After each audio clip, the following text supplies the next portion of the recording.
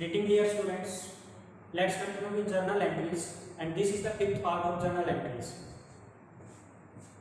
See, cash purchase is 48,000. तो हमें इसकी जर्नल एंट्री बनानी है. First of all we will classify which rule is being followed here.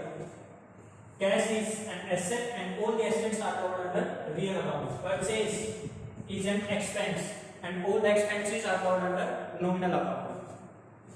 Nominal account. Now we will apply the rule of nominal account. Purchase is an expense, and what does nominal account say? All the expenses and losses will be covered under nominal account. And what is the rule of nominal account? Debit all expense and loss and credit all income and gain. तो देखो purchase debit में जाएगा क्योंकि ये expense है, तो मैंने लिख दिया परचेज अकाउंट डेबिट.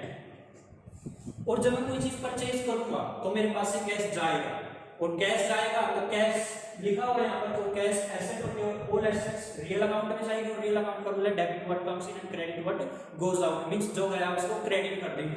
तो देखो मैंने कैश को क्रेडिट कर दिया. टू मींस क्रेडिट होता है, तो कैश को क्रेडिट में कर दिया. अब नेक्स्ट पार्ट होता है बीइंग लिख के नरेशन लिख दिया एज इट इज, इसको उतार दो. कैश परचेज 48,000 और फिर इसको ऐसे क्लोज कर दिया. ठीक है. नेक्स्ट एंट्री देखते हैं. Sold goods to Vasudev 10,000. To means होता है to, and sold goods to Vasudev 10,000. Vasudev को गुड्स बेच दिए 10,000 के. तो इसकी एंट्री क्या बनेगी? देखो एक बार वो ये अप्लाई करते हैं मतलब सेल के साथ या परचेज के साथ. मैंने आपको बता रखा सेल के साथ या परचेज के साथ. अगर गुड्स वर्ड लिखा होगा तो गुड्स को काट लेते हैं, तो मैं अब इसको काट देता हूं. गुड्स कट गया. अब दोबारा देखें सोल्ड गुड्स टू वासुदेव. एक तो ये अकाउंट है और एक ये. कोई भी नेम आ जाए, मैंने बता रखा कोई भी नेम आ जाए तो वो पर्सनल अकाउंट में जाएगा. अब वासुदेव आया तो ये पर्सनल अकाउंट में जाएगा. और सोल्ड जब हम कोई चीज सेल करते हैं तो हमारी इनकम होती है. और नॉमिनल अकाउंट क्या कहता है? डेबिट और एक्सपेंस एंड क्रेडिट और इनकम एंड गेन. मींस अगर कोई इनकम हो रही है तो उसको क्रेडिट साइड लिख देंगे. अब हम सेल कर रहे हैं तो हमारी इनकम हुई है, और अगर इनकम होगी उसकी तो उसको क्रेडिट साइड लिख देंगे. देखो यहाँ पर सेल क्रेडिट साइड लिखा हुआ है. टू मींस क्रेडिट होता है तो सेल को हमने क्रेडिट साइड लिख दिया. अगर मैं इसका बोल रहा हूं वासुदेव वाला, वासुदेव एक पर्सन है और all the persons are covered under personal account. And what is the rule of personal account? Debit the receiver and credit the giver. अब हम गुड्स बेच रहे हैं वासुदेव को, इट मींस गुड्स किसके पास जा रहे हैं? वासुदेव के पास. इट मींस वो रिसीवर है, और रिसीवर जो है उसको डेबिट में लिख देंगे क्योंकि रूल क्या है? Debit the receiver and credit the giver. तो debit the receiver, Vasudev receiver है इसलिए डेबिट में आया 10,000. फिर से वो नरेशन बी लिखो यहाँ पर, और एज इट इज इसको उतार दो, वो नरेशन हो जाएगा. क्लियर है. अब नेक्स्ट एंट्री देखते हैं. Return defective goods by Vasudev 1,000. जब हमने सेल किया वासुदेव को, वो सेल किया था हमने 10,000 का, तो रिटर्न हो गया हमारा डिफेक्टिव माल. किसके द्वारा? वासुदेव के द्वारा. मींस जो वासुदेव को बेचा था उसने, वासुदेव ने कुछ माल जो 1,000 रुपीस का वो वापस कर दिया. अब देखो हमने पहले सेल किया था और सेल किया वो हमारे वापस आ रहा है. इट मींस ये सेल रिटर्न है.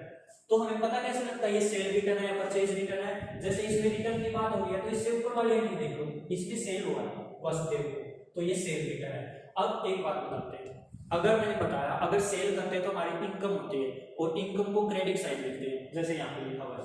बट अब ये सेल रिटर्न हुआ है. अब सेल जो मैंने कर दिया था वो मेरी इनकम हो गई थी, बट वो वापस आ गया, तो ये एक तरह से मेरे लिए लॉस है. और नॉमिनल अकाउंट बोलता है डेबिट साइड लिख देंगे कोई भी एक्सपेंस या लॉस हो. ठीक है. तो अब सेल रिटर्न हुई है तो उसको डेबिट साइड लिख देंगे. देखो सेल रिटर्न हुई है तो इसको मैंने डेबिट साइड लिख दिया. एक तरीका ये समझने का. दूसरा देखो बेटा, अगर सेल क्रेडिट साइड आ गया तो सेल रिटर्न डेबिट साइड आना चाहिए. ये देख लो cell return debit side.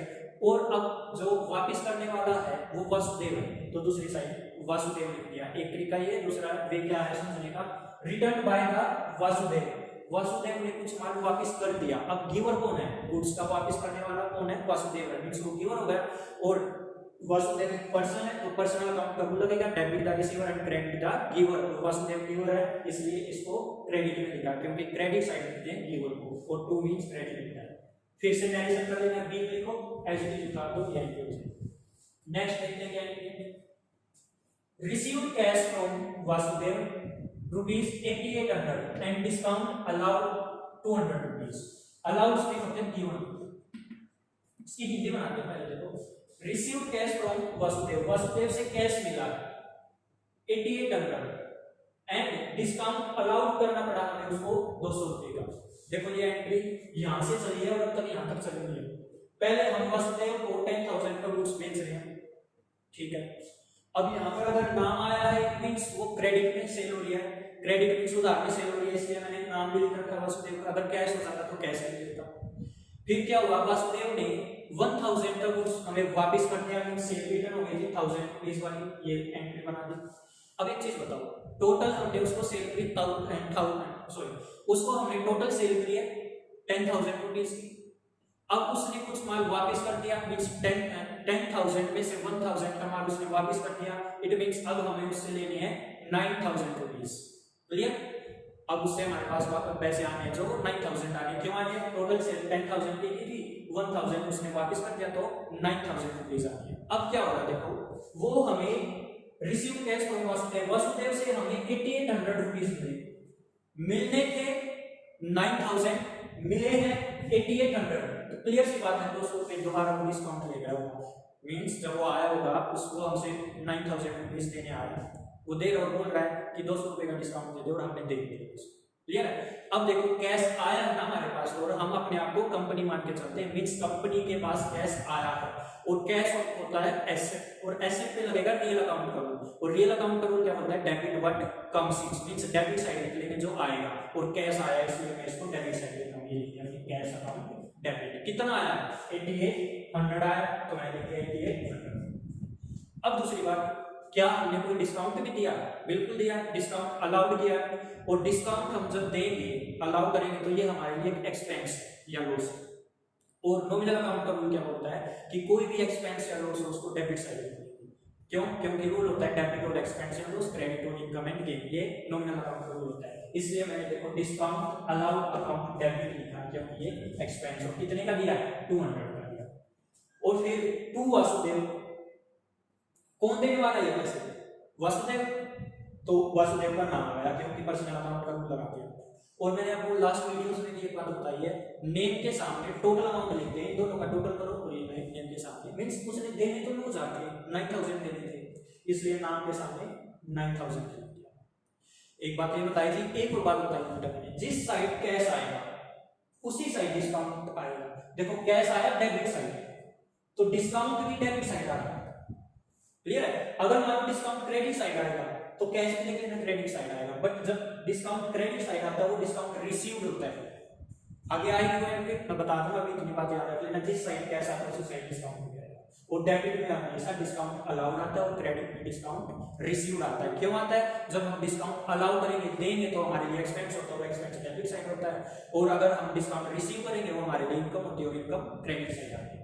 Next entry देखते हैं, Chandrakant sold goods to us, ये ध्यान से समझना। चंद्रकांत सोल्ड गुड्स, सोल्ड के साथ गुड्स लिखा, मैं इसको काट देता हूं। अब देखना, Chandrakant sold goods to us, Chandrakant ने गुड्स सोल्ड कर दिए हमें, टू अस मींस हमें। अब सेल करने वाला कौन है? चंद्रकांत। इट मींस हम परचेज करने वाले और हम अपने आप को कंपनी मान के चलेंगे। तो कंपनी के पॉइंट ऑफ व्यू से सोच के जब एंट्री बनाएंगे, कंपनी क्या कर रही है? कंपनी परचेज कर रही है और चंद्रकांत उसको सेल कर रहा है। कंपनी को चंद्रकांत सेल कर रही है, मींस हम तो कंपनी है, कंपनी तो परचेज कर रही ना। इस बात को घुमा के लिखा हुआ है कि चंद्रकांत ने गुड्स बेच दिए कंपनी को, ठीक है, कोई नहीं, मींस हम परचेज कर रहे हैं, हम कौन है? कंपनी है, तो कंपनी यहां पर परचेज कर रही है।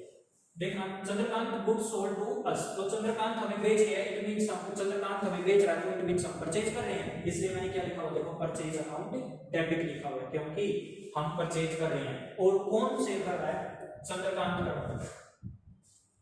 चंद्रकांत पर्सनल अकाउंट में जाएगा, पर्सनल अकाउंट का रूल है debit the receiver and credit the giver. अब गिवर कौन है? जो सेल करता है वो गिवर होता है और क्रेडिट साइड लिखते हैं गिवर को, क्यों? रूल क्या है? Debit the receiver and credit the giver. देखो क्रेडिट साइड लिखा है, टू साइड मींस क्रेडिट होती है, अमाउंट लिख दी 20,000, फिर से एडिशन लिख लेना, बी लिखना, एज इट इज एंट्री को लिख देना, ये एंट्री बन जाएगा। नेक्स्ट है, प्रीतम परचेज गुड्स फ्रॉम अस ₹12,000। प्रीतम ने परचेज किए गुड्स, बेटा परचेज के साथ दूसरे गुड्स को काट दो फॉर बेटर अंडरस्टैंडिंग।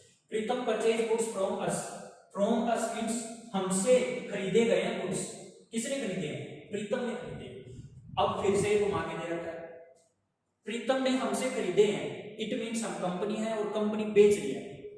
जब प्रीतम मान लो सेकंड पर्सन है, वो परचेज कर रहा है, तो सीधी सी बात है कंपनी सेल कर रही है और कंपनी हम है, तो ये सेल की एंट्री है। लिखा भी सब परचेज है, बट घुमा के लिखा हुआ है प्रीतम परचेज कर रहा है, बट प्रीतम परचेज कर रहा है तो हम सेल कर रहे हैं। अब सेल का आपको पता है, सेल आता है क्रेडिट साइड। क्यों? क्योंकि जब सेल करते हैं तो इनकम होती है, जब हम कोई भी चीज सेल करते हैं इनकम होती है, और नॉमिनल अकाउंट का रूल बोलता है डेबिट और एक्सपेंशन लॉस, क्रेडिट और इनकम एंड गेन। मींस अगर कोई इनकम हो या गेन हो उसको हम क्रेडिट साइड लिखते हैं। तो देखो मैंने इनकम को क्रेडिट साइड लिखा, मींस सेल को क्रेडिट साइड लिखा हुआ है। और दूसरी साइड पे आया हुआ है प्रीतम। प्रीतम क्यों आया? वो रिसीवर है, प्रीतम को सेल कर रहे हैं। देखो Pritam purchase goods from us, Pritam purchase कर रहा है, इट मींस वो रिसीव कर रहा है गुड्स को। जो कोई परचेज करता है वो तो रिसीव करता है, और जो रिसीव करता है वो डेबिट में आएगा। क्यों आएगा? क्योंकि प्रीतम एक पर्सन है और all the persons are covered under personal account, और पर्सनल अकाउंट का होता है डेबिट का रिसीवर। इसलिए देखो मैंने क्या लिखा हुआ है, प्रीतम अकाउंट डेबिट, डेबिट साइड लिखा हुआ है, अमाउंट लिखी 12,000। क्लियर है? नेक्स्ट देखते हैं, paid cash to Chandrakant 13,780 rupees and discount allowed by him to 20 rupees। देखो इसकी नींव आती है, पेड मींस देना, कैश पे किया है, टू मींस को, चंद्रकांत को इतना पैसा दिया था 13,780 रुपये दिया है, and discount allowed by him, by means ये जो आया डिस्काउंट दिया है चंद्रकांत ने, हमें डिस्काउंट अब की बार मिल रहा है। देखो एक बार पहले हम चंद्रकांत ऊपर वाले में देखो बेटा, पहले चंद्रकांत हमें कुछ बेच रहा है, मींस हम परचेज कर रहे हैं, ठीक है, टू अस आया ना, टू अस मींस वो हमें बेच रहा है, फिर हम उसको पैसे दे रहे हैं, आगे थोड़े आगे जाके हम उसको पैसे दे रहे हैं, पेड कर रहे हैं चंद्रकांत को, और कितना पैसा पे कर रहे हैं 13,780 रुपीज पे कर रहे हैं। अब देखो हम कैश पे कर रहे हैं, तो एक तो मैं ये देख लेता हूँ, ये वाइडर दिया है, ये आएगा पर्सनल अकाउंट, और डिस्काउंट रिसीव या अलाउ, डिस्काउंट को अलाउ कर रहा है, सेकंड पर्सन डिस्काउंट अलाउ कर रहा है, हम कंपनी है, कंपनी के पॉइंट ऑफ व्यू से सोचना है, तो हमें तो डिस्काउंट रिसीव हो रहा है, अगर देखा जाए डिस्काउंट रिसीव है। क्लियर है बात? अब बेटा कुछ नहीं, अब रूल जो है वो फॉलो कर लेते हैं।